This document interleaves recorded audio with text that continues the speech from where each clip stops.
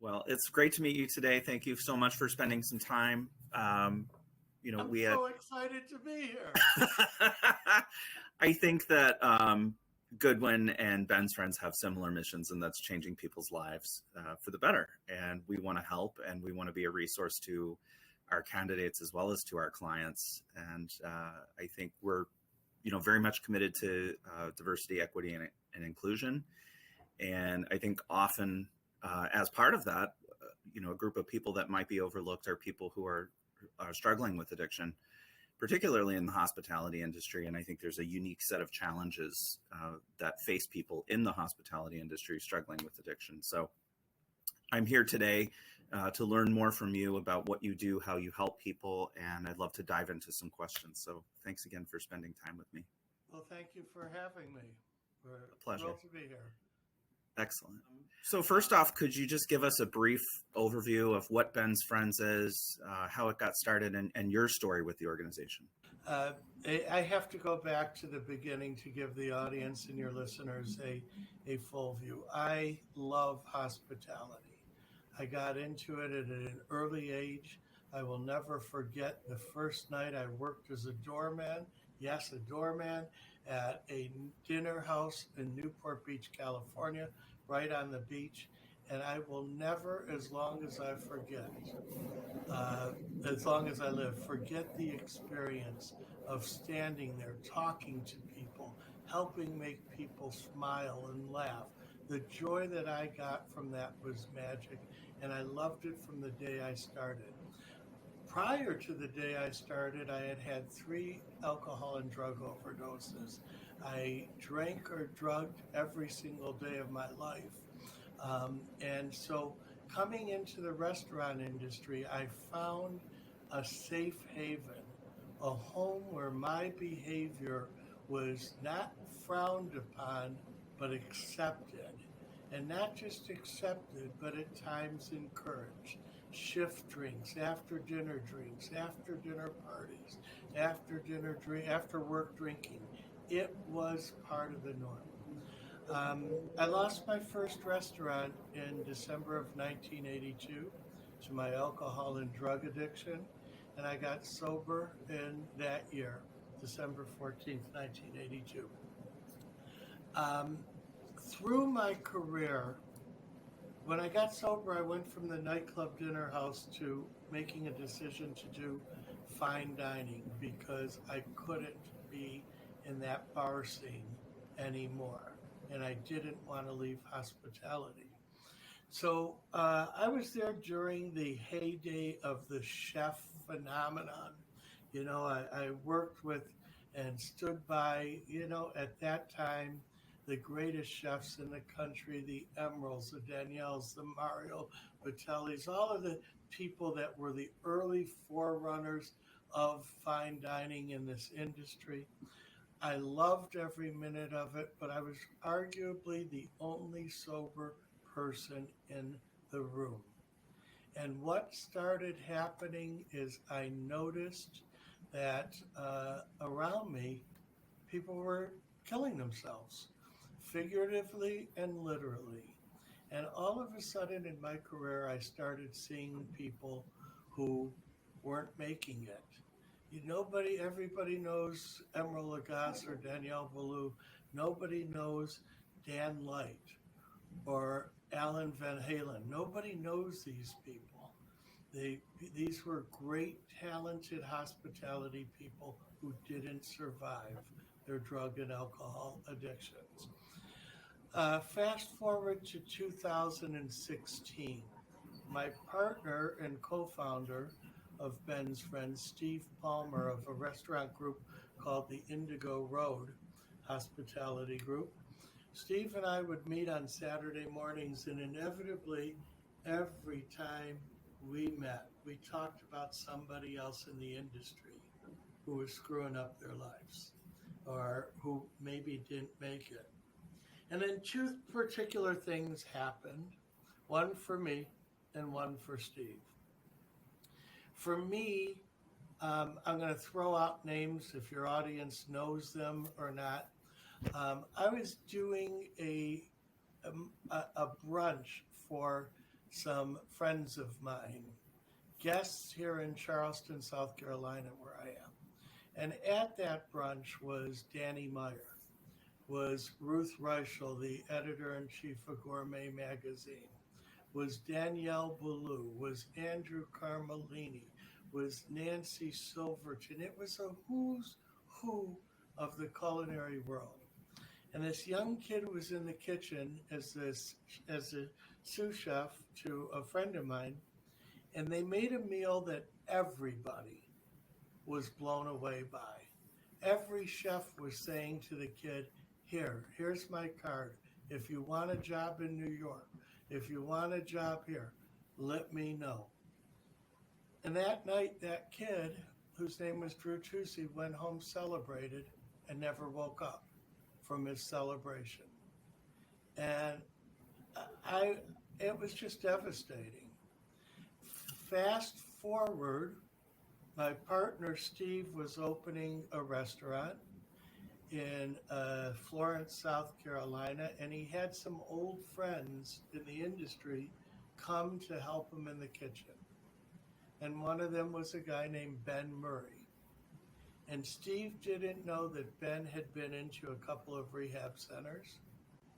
And Steve had to find Ben dead in his hotel room when he didn't show up. And both Steve and I said, enough is enough. We have to do something. We had said that before, but both of us always said we're too busy. But Ben's death, it truly kicked Steve in the gut. And it made both of us say enough is enough. And so Ben's Friends, in honor of Ben Murray, was born. And its mission is to help anybody struggling in the restaurant industry with drugs and alcohol. That's the story of Ben's Friends. What is my role? Co-founder, executive director. You need a problem, you call. You have a problem, you call guy. I'm actively involved every day. I talk around the country. I talk to kids all over America, and we're doing, I think, quite a bit to help our industry not only help those who are struggling, but open up the minds of the employers, and that's an important part.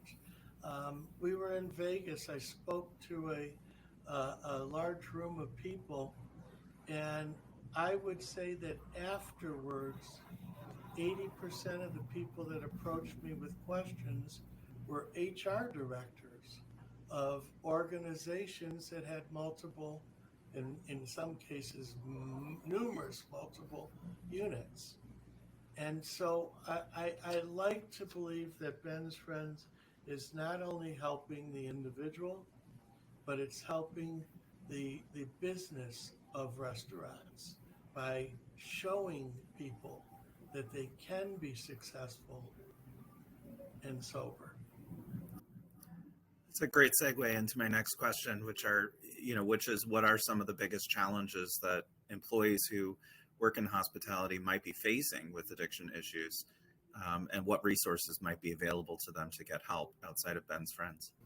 Well, in regards to the challenges of the hospitality and restaurant industry are many. You know, just think about the hours that people use. Think about the time of those hours. You know, most people work from 9 to 5 or 8 to 6 or whatever the case may be. They have time to unwind. They have time to let their hair down before they go to bed. You work till 11:30 or 1 or 2 in the morning. You know, you get out, there's nothing to do. Whereas, you know, the others get out, they can have dinner, they can go out with their friends, they can go see a movie, they can do whatever they want. They have plenty of time to sit at home and relax. Restaurant people don't have that. So that creates a cauldron of tension because you're wound up. You can't fall asleep. So what do? You drink, you party, you know? That's one of it. Another problem is peer pressure, to be very frank. You know, Restaurants today in America are still doing shift drinks. I know of restaurants where the staff has a shot before service just to cheer themselves on. So you've got people going, come on, let's go, let's party. What's wrong with you? Come on, you can come over here to the bar. There's a lot of peer pressure. Availability is another one. We're in front of liquor all the time, and drugs are now a common accoutrement to the restaurant life. Everybody's got drugs in the kitchen in the back. I heard of a restaurant recently where 4 kids OD'd on one shift. 4 kids OD'd on one shift. Let your brain wrap around that concept because the drugs were out of the same bag and everybody was using it. So you've got that availability issue. You've got the pressure issue. There's no, the outside world looks at restaurants as really glamorous. Truth of the matter is, be behind a bar with people screaming at you all night long. Be on a line with a chef yelling and dishes needing to go out. Be a server trying to appease somebody who's downright miserable. It's highly, highly stressful. So there's a number of issues that fit into this pot of soup that creates this addiction issue. Couldn't agree more. As someone who worked in the hospitality industry for many years, I've definitely seen a lot of the things that you described. So I hear all of those, things. Now, for people who might be struggling with that, there's AA. Ben's Friends is obviously a fantastic resource. Are there any other resources that you would want to spread the word about? Absolutely. First of all, I want to say this loud and clear. AA is saved my life. AA saved Steve's life. We are 100% behind AA. So I want to give you the distinction. AA is a program, we're a community. That's the simple definition. AA has a 12-step program of recovery. We have a group of like-minded people who are there to support you. That's the primary. Number two, when a young, and I say young, I'm 71 years old, so when we're dealing with a lot of people in their 20s and 30s, and when a young kid with tattoos, earring, a nose ring, whatever, and I'm stereotyping, but a young restaurant kid walks into an AA meeting and they hear you've got to get out of the industry if you want to get sober. They hear you've got to turn your life over to God if they want to get sober. You've got to do this. It doesn't resonate with these alt young people who live their own lifestyle. So Ben's Friends takes great pride in giving them an alternative. Not only are we like-minded in our addiction, we're like-minded in our lifestyle, and then going further, we encourage people to go to AA because we believe a community and a program together is a double vaccine against it. What other things are there? There's organizations popping up all around the country who are there to help restaurant people, because many of the people who fall into addiction have other issues. And there's groups like the Giving Kitchen out of Atlanta. There's groups like the Southern Smoke out of Houston. There's groups like Chow out of Denver. There's groups like 9 to 5, Restaurant Community Workers. Today in this world, there is a plethora of organizations geared towards helping those in the restaurant community find some safe harbors. Very good to hear that help is available in all sorts of different forms, varieties, support groups, structured programs, etc. So thank you for sharing. For Ben's Friends specifically, could you give me a feel for how a meeting goes? What sorts of topics do you discuss? Highly secretive. You have to get a tattoo first. It's interesting. Everything gears back to learning how to stay sober. Everything gears back. Our meetings are very loose. They're modeled after AA without some of the rigidness. Um, we have open discussions about everything like how do you go back to serving booze?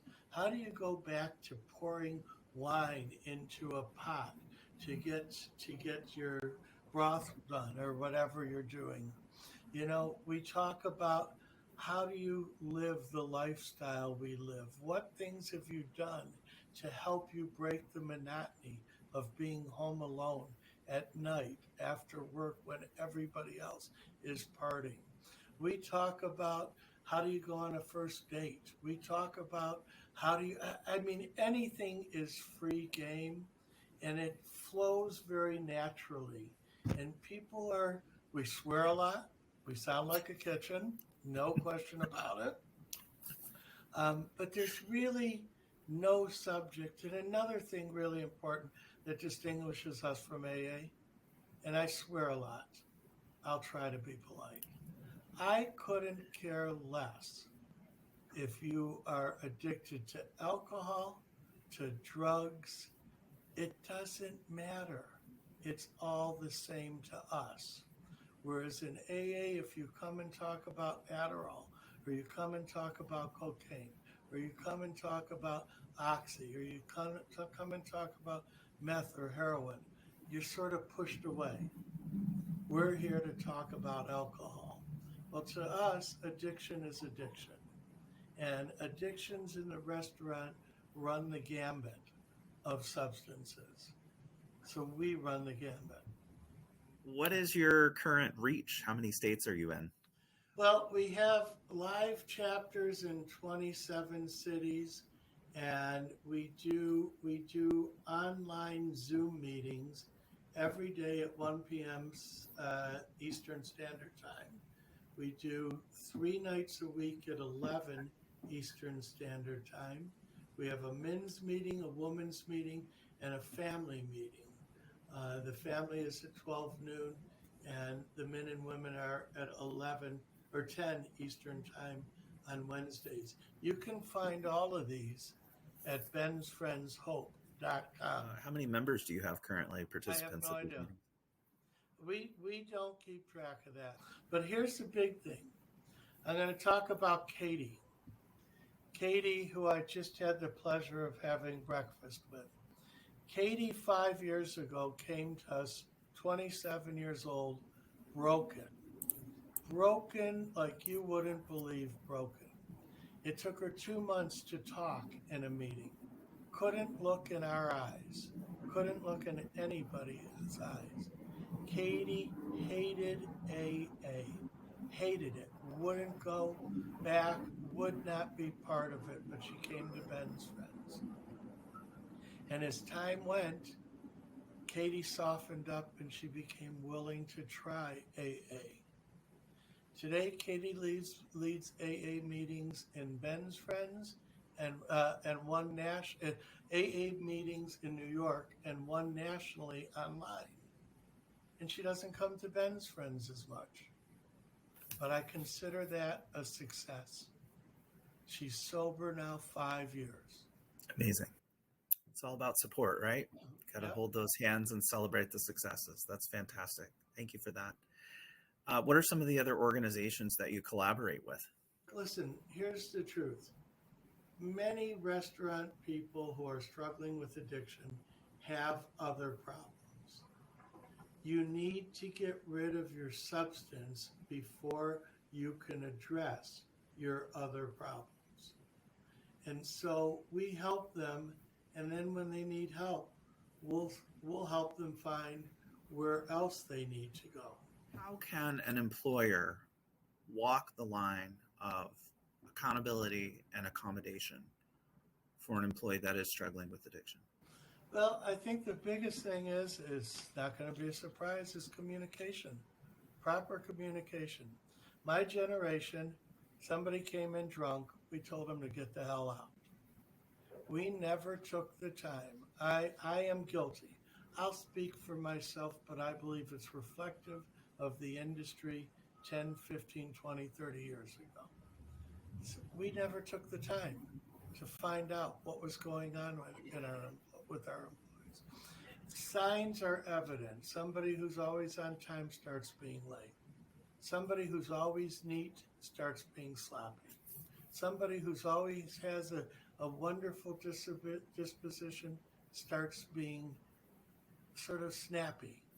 Somebody who's always taking care of detail starts not taking care of them. There's signs there. And what I think the restaurants need to do, or any employer needs to do, is start talking to the person honestly, not accusations, but honest conversations. You know what, Greg? What's going on? Lately, I've noticed that this and this and this is happening, and that's not like you. What's happening? Is there something I can do? Is there a problem that I don't know about? Start communicating with them. Another thing that they can do is start having conversations. Cut out the God blasted drinking on the job. Listen, we're a no drink place. No employer has really lost, that I'm aware of, many employees because they stopped pouring drinks for the staff. Cut it out. Create alternatives. I have a dear friend in Texas who has started a run club. And all of a sudden, his employees who used to party are now waking up at 7 o'clock in the morning and going running together. Other places are doing yoga things. Bring on an addiction specialist to your organization. If not, bring them on, have one available that your people can talk to. Don't automatically shut the door on your person. Work at building. I say to every HR person, your team has a customer who's difficult. You don't say, get the hell out. You ask, what can I do to help and change the situation? That mindset needs to start happening in regards to employees. Have a list of places and resources. Put Ben's Friends on your list for anybody with a drug problem, especially in the restaurant industry, drug or drinking problem. This is wonderful. Thank you so much for all of this great guidance. I know we're going to be very excited to share this with, anybody on our team, certainly any candidates, clients that might be seeking advice, help with dealing with this issue. And I think it's a very prevalent one. And I think having an open and honest discussion about it is so important. And I value the work you're doing, and I thank you for your time and speaking with me today. So really appreciate it. And, we support you 100% in your mission. Thank you. Spread the word whenever you have anybody who needs help. I actually never think this, but I think I just did a decent job and said some things that might make sense in this interview. Oh, yes. So You did. Sure. Thank you so much. I really appreciate you talking to me today. Take care, Greg.